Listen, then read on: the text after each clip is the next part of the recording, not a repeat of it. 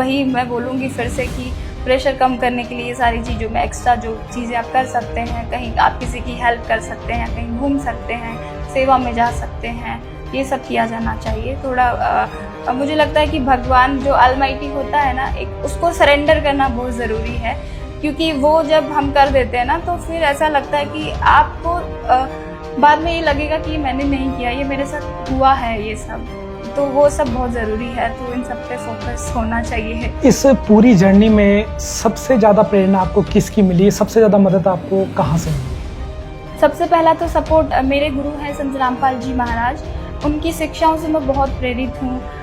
तो वो भी एक सपोर्ट ऐसे इन द सेंस मेरे लिए ऐसा था कि मैं उनका जो ज्ञान है वो एकदम उस मोरल आपको वो बूस्ट देता है कि आपको ये करना है, सोसाइटी के लिए आपको क्या करना है, तो वो भी बहुत प्रेरित करने वाला है मेरे लिए।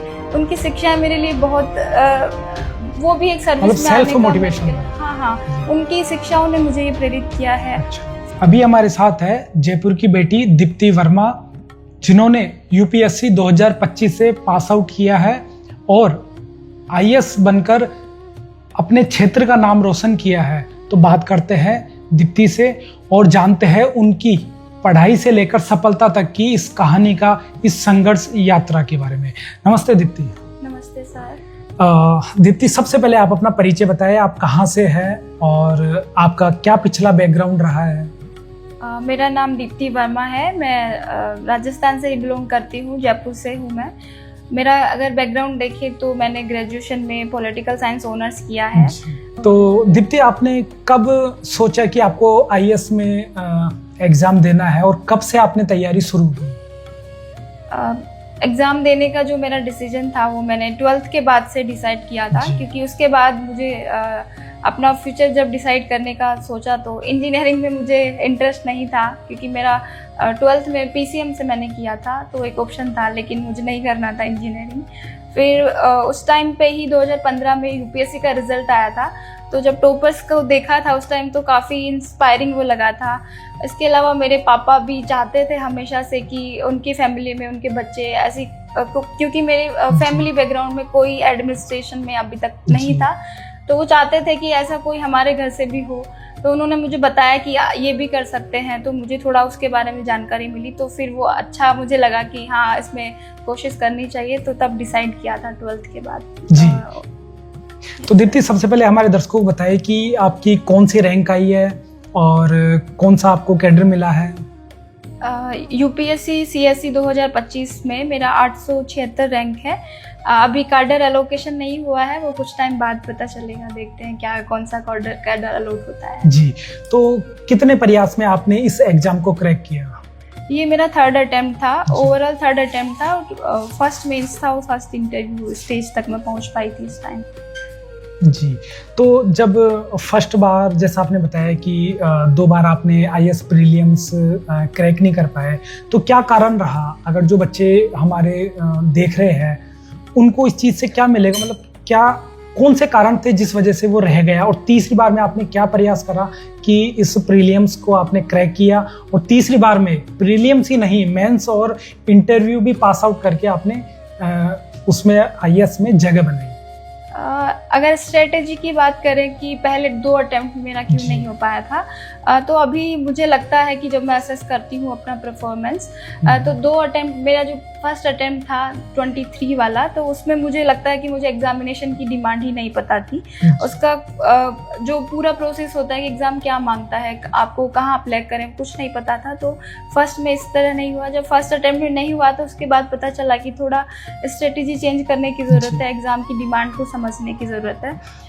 फिर थोड़ा रिसोर्सेज कंसाइज किए, थोड़ा PYQ पे फोकस अधिक किया कि हाँ PYQ से होता है। फिर CSET बहुत चैलेंजिंग था, 23 का पेपर भी टफेस्ट था अब तक का, वो बहुत डरावना सा पेपर था मेरे लिए भी। उसके बाद मुझे पूरा स्ट्रेटेजी चेंज करनी पड़ी, CSET पे फोकस करना पड़ा, सी सेट में भी स्पेसिफिक जो पोर्शंस हैं जैसे क्वांट हो गया ना, कॉम्प्रीहेंशन, उन सब पे ध्यान देना है, किसी एक के भरोसे एग्जाम नहीं निकलेगा। तो थर्ड अटेम्प्ट में ये सब किया, थोड़ा करंट अफेयर से लगातार जुड़े रहना और रिसोर्सेज बहुत कंसाइज करना, ये कुछ चेंज थे जो इस बार शायद काम किया इन्होंने। तो जी, इस तरह से। तो इस बार जब आपका रिजल्ट आया, तो जब आपको रिजल्ट के पता चला कि आपने यूपीएससी एग्जाम क्रैक कर लिया है, तो सबसे पहली प्रतिक्रिया क्या थी आपकी? वैसे पिछले एक हफ्ते से रिजल्ट आने का था कि रिजल्ट आने वाला है, तो बहुत एंजाइटी हो रही थी कि पता नहीं लिस्ट में होंगे कि नहीं होंगे। बहुत डर तो सबको लग रहा था, मुझे भी बहुत डर लग रहा था।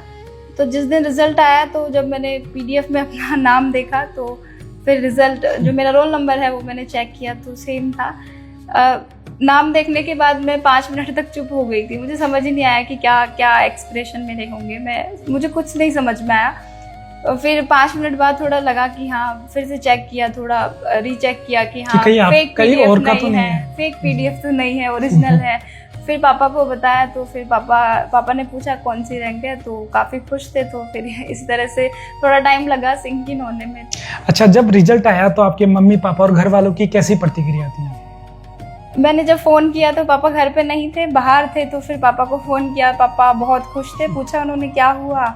फिर मैंने बोला कि पापा हो गया है, लिस्ट में नाम है मेरा। तो पापा काफ़ी खुश थे। फिर थोड़ी देर बाद में घर पे बात हुई मम्मी से, बाकी सब लोगों से। तो सब लोग थोड़ी देर तक तो चुप नहीं हो रहे थे, रो रहे थे बहुत, वो खुशी के आंसू थे, क्योंकि बहुत टाइम हो गया है मुझे इस प्रिपरेशन में।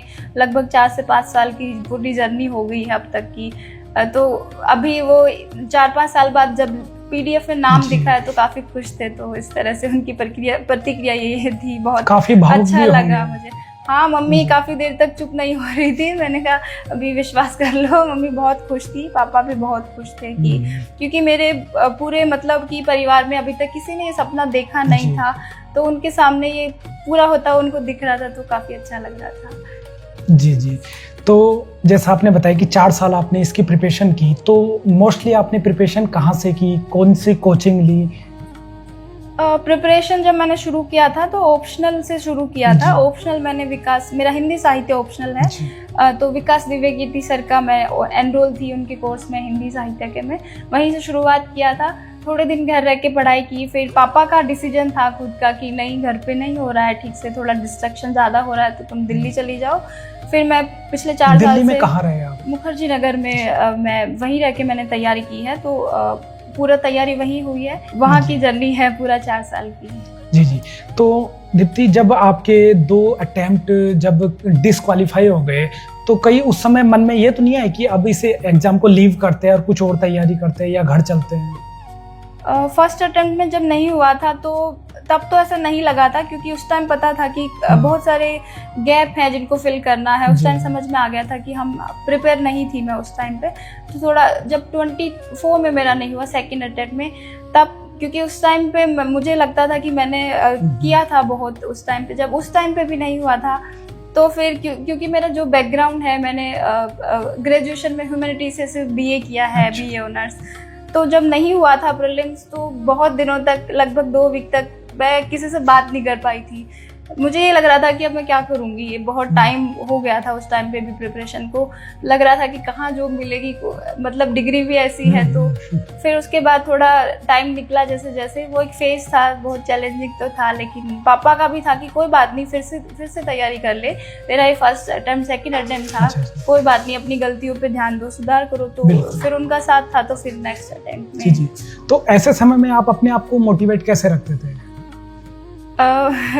क्योंकि जर्नी बहुत चैलेंजिंग होती, काफ़ी सारे स्ट्रगल होते हैं, और मोटिवेशन का ये है कि सबसे बड़ा तो ये है कि वाई आपका क्लियर होना चाहिए बहुत। तो जब 2 अटेम्प्ट में नहीं हुआ था तो पापा से, घर वालों से बात की वापस से, तो लगता था कि नहीं, फिर से करना है। और बीच बीच में मोटिवेशन की बात करें तो कुछ ऐसे मेरे फ्रेंड्स हैं जो वो हवा भर देते थे इन द सेंस कि नहीं, कर लेगी तू, कर लेगी। बहुत अच्छे लोग थे मेरे आसपास, उन्होंने मोटिवेट किया है। बाकी ये सब मोटिवेशन का फैक्टर था। बाकी डिस्ट्रक्शन थोड़े कम करने के लिए काफ़ी अलग तरीके थे, सबके अलग अलग होते हैं, वो कुछ यूज़ किए थे। तो इस पूरी जर्नी में सबसे ज़्यादा प्रेरणा आपको किसकी मिली? सबसे ज़्यादा मदद आपको कहाँ से मिली? क्योंकि मुझे लगता है कि जर्नी बहुत लंबी है, तो कोई एक फैक्टर नहीं है जिसने प्रेरित किया हो, बहुत सारे फैक्टर जब काम किए हैं तो इस बार फाइनली रिजल्ट हो पाया है। सबसे पहला तो सपोर्ट ही है घर वालों का, क्योंकि उनके अगर सपोर्ट नहीं होता तो शायद नहीं हो पाता ये सब। दूसरा, मेरे गुरु हैं संत रामपाल जी महाराज, उनकी शिक्षाओं से मैं बहुत प्रेरित हूँ। तो वो भी एक सपोर्ट ऐसे इन द सेंस मेरे लिए ऐसा था कि मैं उनका जो ज्ञान है वो एकदम उस मोरल आपको वो बूस्ट देता है कि आपको ये करना है, सोसाइटी के लिए आपको क्या करना है, तो वो भी बहुत प्रेरित करने वाला है मेरे लिए। उनकी शिक्षाएं मेरे लिए बहुत वो भी एक सर्विस में आने का मोटिवेशन। हाँ, उनकी शिक्षाओं ने मुझे ये प्रेरित किया है। फिर दोस्तों का फिर से वही कुछ अच्छे लोग थे मेरे आसपास जिनकी वजह से ये हो पाया, तो काफ़ी सारे प्रेरक वो हैं जो सपोर्टिंग फैक्टर्स थे। जी, संत रामपाल जी महाराज जी से आप कब से जुड़े हुए हो? उनसे तो मैं बचपन से ही लगभग मान सकते हैं, मेरा पूरा परिवार उनसे जुड़ा हुआ है, तो मैं वही कहना चाहूँगी फिर से कि मेरे लिए उनका ब्लेसिंग्स जो है वो सबसे बड़ा फैक्टर रहा है इस एग्ज़ाम में। क्योंकि मुझे लगता है कि अब बहुत लोग मेहनत करते हैं बहुत, क्योंकि इस बार 2/3 ओबियसली लिस्ट से बाहर हो गए हैं। उन्होंने मेरे से बहुत अच्छी मेहनत की होगी, जो लिस्ट में है उनसे काफ़ी लोग ब्रिलियंट होंगे, लेकिन बहुत सारे फैक्टर का कॉम्बिनेशन होता है, उसमें लक बहुत बड़ा फैक्टर है, क्योंकि पता नहीं है किसका होगा। बहुत ऐसा लगता है कभी कभी कि बहुत रैंडम है, क्योंकि मेहनत सब कर रहे हैं, तो वो लक वाला फैक्टर जो है मुझे लगता है कि भगवान मेरे साथ थे, पूर्ण परमात्मा कबीर साहिब जी की मेरे पे ये ब्लेसिंग्स थी, मेरे गुरुजी मेरे साथ थे, तो ये सब इस बार हो पाया। जी, आपने एक बात कहा कि मेहनत के साथ लक भी बहुत बड़ा फैक्टर करता है। जैसे लाखों बच्चे एग्जाम देते हैं, लेकिन उनमें से केवल बहुत ही कम बच्चे होते हैं जो सेलेक्टेड हो पाते हैं, तो लक फैक्टर भी इसमें बहुत काम करता है। इसके साथ साथ अगर मेंस की हम बात करें तो मेंस में आपने किस तरह से तैयारी करी? क्या आपने पढ़ाई का रूटीन रखा है? कितने घंटे आप पढ़ाई करते थे? मेंस की तैयारी, चूँकि मेरा ये फर्स्ट मेंस था, इससे पहले मेंस का मुझे कोई एक्सपीरियंस नहीं था, क्योंकि प्रीलिम्स नहीं हुआ था। मेंस की तैयारी में सबसे बड़ा फैक्टर तो आंसर राइटिंग है। दूसरा सबसे बड़ा फैक्टर मुझे लगता है कि रिसोर्सेज आपके बहुत लिमिटेड होने चाहिए। मार्केट में बहुत सारे रिसोर्सेज हैं, तो उसमें हम डिसाइड नहीं कर पाते हैं कि क्या चूज़ करना है हमें। और एक ये है कि जो अटेम्प्ट था ये वाला, उसमें मुझे मेंटर मिले थे, बहुत अच्छे मेरे मेंटर रहे हैं सत्यम सर, उनका हमेशा से मेरे को साथ मिला है। उनकी वजह से ये हो पाया है कि मतलब मैं बहुत कंसाइज हो पाई इस तैयारी में, मेंस की मैं स्पेसिफिक, तो मेंस का बहुत स्पेसिफिक रखा। दूसरा जो मुझे फैक्टर लगता है कि मैंने आरएस का भी मेंस लिखा था इसी साल, तो उसके दौरान मेरी काफ़ी आंसर राइटिंग की प्रैक्टिस हो चुकी थी। वो सब इस बार यूपीएससी में उसका काम आई मेरे। और ऑप्शनल बहुत डिसाइडिंग है, तो ऑप्शनल क्योंकि मैंने तैयारी जब शुरू की थी ऑप्शनल से ही स्टार्ट किया था, तो वो मेरा काफ़ी लगता था, मुझे उसमें कॉन्फिडेंट थी मैं कि हो जाएगा। तो आंसर राइटिंग उस टाइम जो 3 महीने का फेज था प्रीलिम्स और मेंस के बीच में, उसमें लगातार टेस्ट लिखे और वो उनका इवेल्युएशन मेंटर से चेक करवाना, टॉपर्स कॉपी, ये सब, तो ये सब का सब मिला जुला करके मेंस का ये स्ट्रेटेजी होनी चाहिए। जी, कितने समय आप पढ़ाई में देते थे? समय का, मैं घंटे का तो मेरा कोई ऐसा एकदम टाइट शेड्यूल नहीं रहता था कि इतने घंटे 12-13 घंटे पढ़ने हैं। ऐसा होता था कि एग्जामिनेशन जब पास में आती है एग्ज़ाम, तो आपके घंटे ऑटोमेटिकली बढ़ जाते हैं, क्योंकि आप बहुत प्रेशर में होते हैं, तो जब सामने दिखता है तो ऑब्वियसली वो बढ़ता है। लेकिन नॉर्मल ये है कि कंसिस्टेंसी बनी रही है। बीच बीच में ब्रेक तो मैं लेती थी कि 1 हफ्ते में 10 दिन में कहीं बाहर जाना हो गया, ये सब। उसके अलावा बहुत रिलैक्स होके मैंने पढ़ाई की है, बहुत वो स्ट्रेस वाली पढ़ाई होती नहीं है मेरे से। बाकी मेंस में तो ऑटोमेटिकली आपको, क्योंकि बहुत चैलेंजिंग होता है मेंस, तो उसमें अपने आप घंटे बढ़ जाते हैं। बाकी टारगेट्स पे ज़्यादा फोकस रहा है। तो जी, तो हमने देखा जो बच्चे पढ़ाई करते हैं वो एक्चुअली काफ़ी स्ट्रेस अपने ऊपर ले लेते हैं, क्योंकि ये ऐसी लंबी यात्रा है जिसमें कुछ बच्चे जल्दी और कुछ बच्चे बहुत समय तक इसको क्रैक नहीं कर पाते। तो जो बच्चे तैयारी कर रहे हैं लेकिन किसी वजह से डिस्क्वालीफाई हो जाते हैं, तो वो कैसे अपने स्ट्रेस को कंट्रोल कर सके और कैसे कम कर सके? स्ट्रेस कंट्रोल करने के सबके अलग अलग तरीके हैं, सबका अपना अपना पर्सनल इस पे वो हो सकता है। मेरे लिए क्योंकि कुछ दोस्त थे जिनके साथ थोड़ा आउटिंग हो गया, वो घर पे थोड़ा बात कर ली, तो वो काफ़ी आपको मोरल बूस्ट देता है कि ठीक है। बाकी इसके अलावा होता था कि कुछ टाइम निकाल के महीने 2 महीने में मैं कुछ सेवा करने चली जाती थी आश्रम में, जहाँ पे मतलब 2-3 दिन तक आपको कुछ नहीं करना, सेवा करने में आपको पूरा दिन आपको सेवा में देना है, बर्तन सेवा कर रहे हैं, भंडार घर में सेवा कर रहे हैं। जहाँ कहाँ जाते थे सेवा में? वही संत रामपाल जी महाराज जी के आश्रम में, मैं उनसे जुड़ी हुई तो उनके यहाँ आश्रम में जाती थी। वहाँ सेवा करने में आपको 3-4 दिन तक कोई टेंशन होगी नहीं, उसके बाद वो होता था कि वो एकदम रिवाइव कर देता था, फिर वापस आके पढ़ाई पे लग जाते थे, तो वो काफ़ी बूस्टिंग लगता था मुझे। मेरे लिए ये काम किया है। इसके अलावा डेली बेसिस पे मैं वही मेडिटेशन का आप उसको बोल सकते हैं, जो भक्ति करती थी वो सब मंत्र जाप और वो सब, वो भी स्ट्रेस बूस्ट करने के लिए बहुत एक मेंटल पीस का काम। हाँ, वो मेंटल पीस वो मुझे मिलता था उन सब चीज़ों से। जी, जब आपने मेंस का एग्जाम दिया तो उसकी एग्जाम देने के बाद आपको क्या लगा कि आप मेंस आपके इस बार पहली बार में निकल जाएगा? खैर ये तो बहुत मुश्किल था, क्योंकि मेंस पूरा एग्ज़ाम ही बहुत अनप्रिडिक्टेबल है, बहुत अनसर्टेनिटी भी है, तो आप मेंस देने के बाद भी श्योर नहीं होते हो। लेकिन क्योंकि सब कहते थे, मेरे मेंटर्स और सर भी, उनका भी कहना था कि अगर पेपर पूरा हो जाता है तो मेंस हो जाएगा, बट वो कि कॉन्फिडेंस नहीं था इतना कि हो ही जाएगा। लगता था कि पेपर तो पूरा हुआ है, सारे पेपर कंप्लीट हो गए थे। क्या आप श्योर थे निकल जाएगा? नहीं, मैं श्योर तो नहीं थी, क्योंकि वही बात है ना, बहुत अनप्रिडिक्टेबल है, बट लग रहा था कि मैंने अपना बेस्ट दिया है, बाकी रिजल्ट देखते हैं क्या होता है, भगवान अगर साथ रहे तो हो जाना चाहिए, और लकीली वो क्लियर हुआ। तो बिल्कुल। अच्छा, आपने कौन सा ऐसे में टॉपिक चुना था? ऐसे में इस बार टॉपिक बहुत क्योंकि मिक्स टॉपिक आए थे, तो मैंने तो बहुत इजी सा टॉपिक था, मैं बहुत ज़्यादा फिलोसॉफिकल पे नहीं गई थी। 1-2 टॉपिक पढ़े तो मुझे लग रहा था, वो एक टॉपिक आया था कि गणित करके, अभी क्योंकि मेंस हुए काफ़ी दिन हो गए, मुझे एग्जैक्ट टॉपिक याद नहीं है, लेकिन वो टॉपिक मैंने नहीं चुना। बहुत इजी मुझे लग रहा था कि वो टॉपिक जो उसमें आए थे, मैंने उन पे ऐसे जब प्रैक्टिस करते हैं तो आपको आइडिया हो जाता है कि आपका ऐसे किस तरफ जाएगा, तो वो सब यूज़ किया। मुझे लग रहा था कि प्रैक्टिस किया हुआ कुछ लग रहा है, तो उन पे लिखा था, तो इस तरह से। अच्छा, ऐसे रिटर्न करने के लिए क्या अच्छी स्ट्रेटेजी हो सकती है?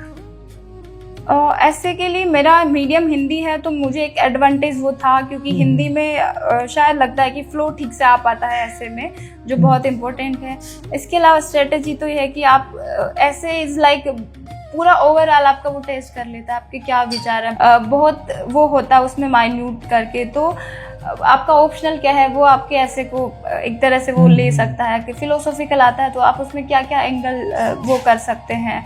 बाकी स्ट्रेटेजी के लिए है कि ऐसे का आप न्यूज़पेपर से पढ़ते हैं एग्जांपल्स, वो आप उसमें कोट कर सकते हैं, फेमस बुक्स का वो सब कोट कर सकते हैं, तो ये फेमस पर्सनैलिटीज़ ये सब मिला के ऐसे करके लिखा जा सकता है। ये ऐसे के लिए वैसे कोई स्ट्रेटेजी नहीं है, क्योंकि उसका ना कोई सिलेबस है ना कोई रिसोर्सेज है, तो वो एक ओपन सोर्स जैसा है, तो जितना आपको पता है वो सब कुछ काम आता है उसमें। जी। अच्छा, मेंस के रिजल्ट के बाद फिर आपने इंटरव्यू के लिए कैसे तैयारी की? इंटरव्यू के लिए तो मॉक इंटरव्यू जो कि बहुत इम्पोर्टेंट है इंटरव्यू के लिए, तो मॉक इंटरव्यू दिए थे काफ़ी सारी जगह पे कोचिंग्स में, जहाँ जा पाई मैं। इसके अलावा डेली डिस्कशन जो है वो बहुत इम्पोर्टेंट था। 1-2 कोर्सेज में मैं एनरोल थी विजन IAS के में, और उसमें काफ़ी वो रहा, जो डिस्कशन था वो रोज़ होता था। कुछ मेरा पीयर ग्रुप था जिन पे हम रोज़ डिस्कस करते थे, तो वो काफ़ी हेल्पफुल रहा। और करंट अफेयर न्यूज़पेपर उस टाइम बहुत क्रूशल हो जाता है, तो वो न्यूज़पेपर से लगातार अपडेट रहना, ये सब इंटरव्यू की तैयारी के लिए किया। कितने मॉक टेस्ट आपने निकाले थे? मॉक टेस्ट मैंने लगभग दिए होंगे 7 से 8, तो इतने लगभग दिए थे। जी। जब आप इंटरव्यू देने गए तो किस तरह के क्वेश्चंस वहाँ पूछे जाते हैं? जैसे जिस तरह से सोशल मीडिया पर देखने के आता है, काफ़ी टफ क्वेश्चंस होते हैं, काफ़ी टफ माहौल होता है, आपने क्या फीलिंग किया? वैसे इंटरव्यू मेरा जो था, मेरा बोर्ड सुमन शर्मा मैम का था, तो बहुत रैंडम उनका चलता है इंटरव्यू, तो मेरे डेफ से कुछ नहीं पूछा गया था। तो इंटरव्यू में बहुत मेरे को तो रैंडम क्वेश्चन थे, डेफ से कुछ था नहीं, ज़्यादातर पॉलिसी बेस्ड इंटरव्यू था मेरा कि आप क्या रिफॉर्म करेंगे, ये सब। एक्सपीरियंस काफ़ी अच्छा था। और वो जो क्वेश्चन चलते हैं कभी कभी हम देखते हैं कि इंटरनेट पे देखते रहते हैं, ये IAS में पूछा गया है, वैसा मेरे साथ नहीं हुआ, मेरे से वो सब नहीं पूछा गया। तो ये अच्छा, तो दीप्ति आपने आईएएस के साथ साथ क्या आरएएस मेंस और प्री भी क्लियर इंटरव्यूज भी क्लियर किया है? हाँ, लकीली इस बार जो 24 में आरएएस की वैकेंसी आई थी उसका मैंने प्रीलिम्स दिया था, क्योंकि ये थोड़ा प्रेशर हो रहा था मुझे कि दे लेना चाहिए स्टेट का।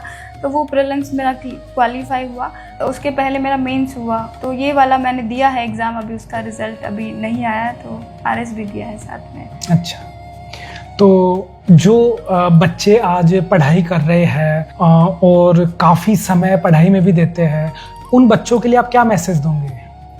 मैसेज तो खैर मैं इतना कुछ नहीं दे सकती हूँ, बट मेरा ये है कि एक जो मैंने सीखा है इस जर्नी से कि पढ़ाई के साथ साथ बहुत कुछ चीज़ें ज़रूरी हैं।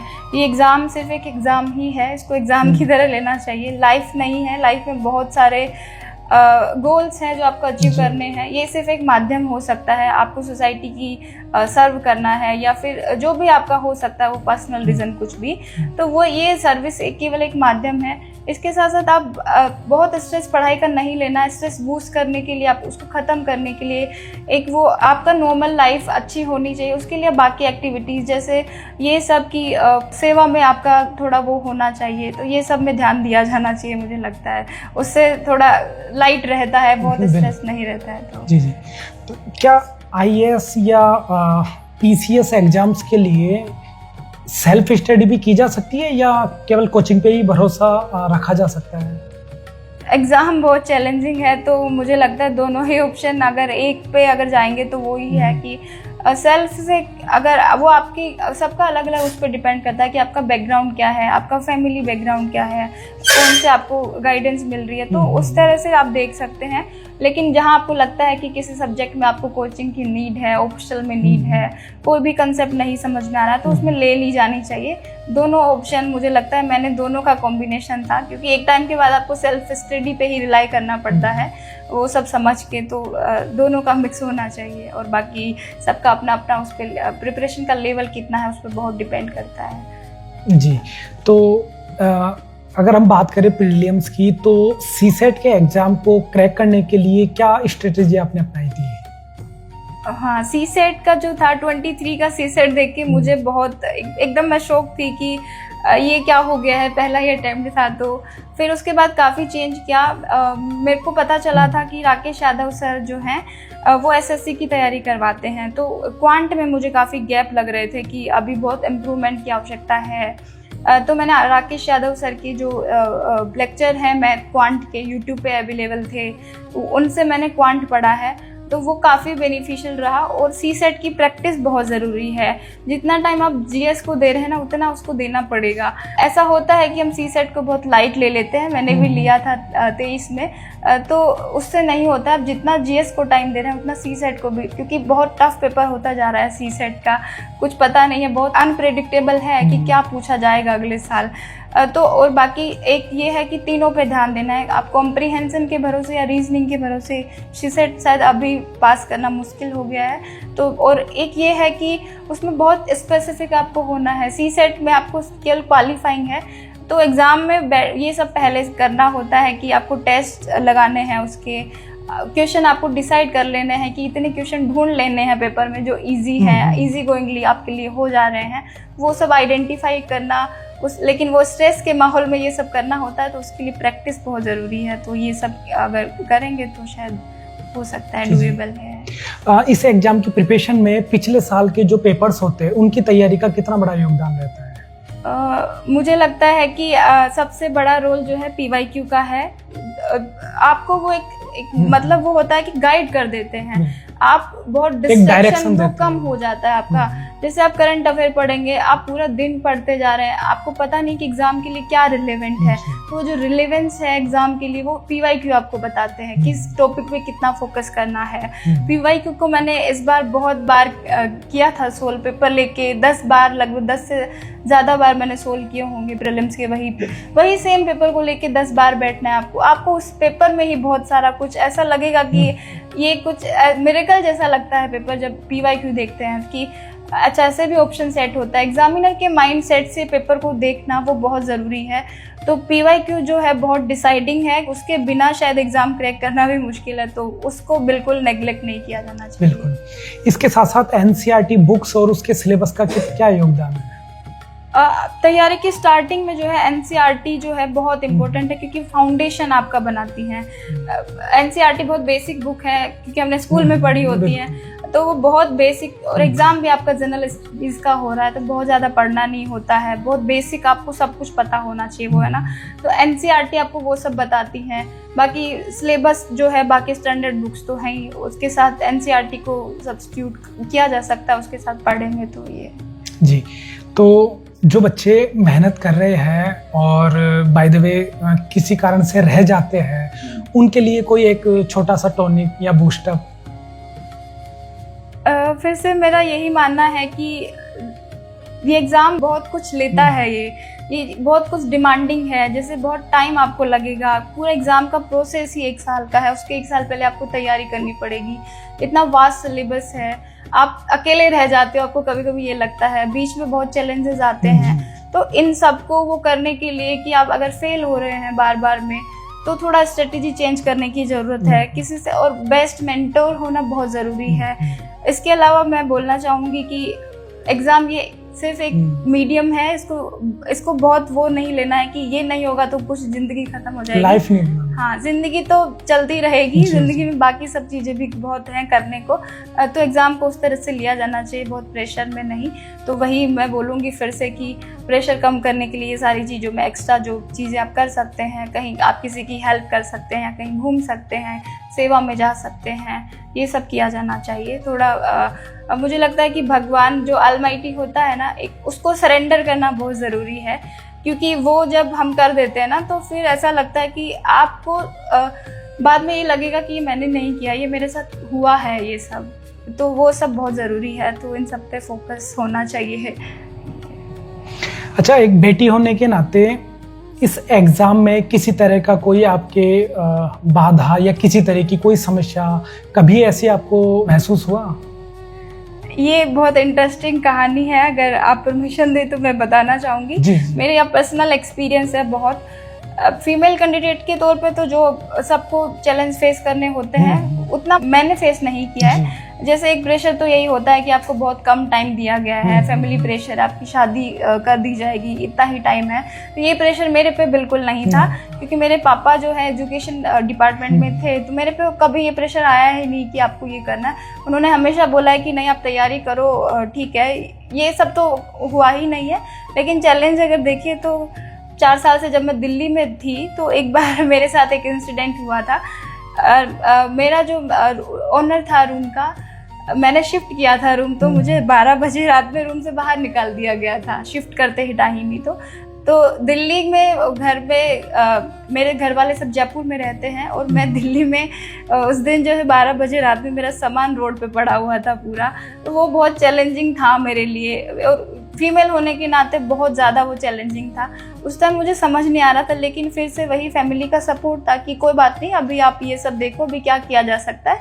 और कुछ दोस्त थे अच्छे, तो वो लोग उस टाइम पे आए, उन्होंने बहुत हेल्प की मेरी। तो फिर ये मुझे लगता है कि सबसे बड़ा मेरे लिए वो जो 2 दिन थे बहुत ज़्यादा चैलेंजिंग थे, लेकिन वही है कि पापा का सपोर्ट था, तो ये सब हैंडल कर पाए।